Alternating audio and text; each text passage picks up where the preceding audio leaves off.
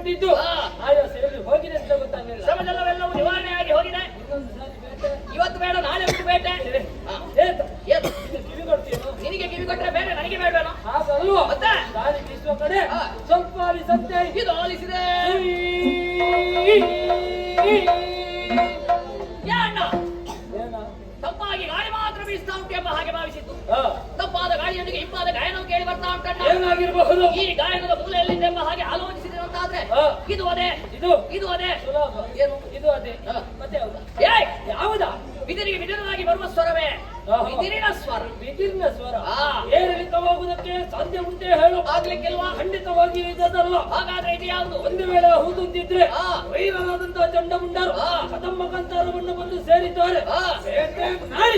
ಆಯಾಸ ಹೊಂದಿದ್ದಾರೆ.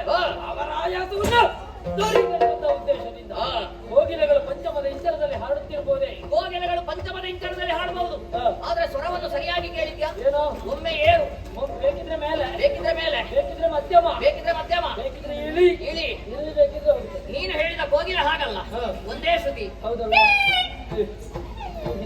ಕೋಗಿಲೆ ಹಾಗೆ ಏನೇ ಇರ್ಲಿ, ಇದು ಬಹುಶಃ ನಿನಗೆ ಗೊತ್ತಾಗ್ಲಿಲ್ಲ. ಗೊತ್ತಾಗ್ಲಿಲ್ಲ. ಇದು ಇಲ್ಲಿದಲ್ಲ, ಮತ್ತೆ ಇದು ಬಹುಶಃ ಅವಳೇ. ಯಾರು?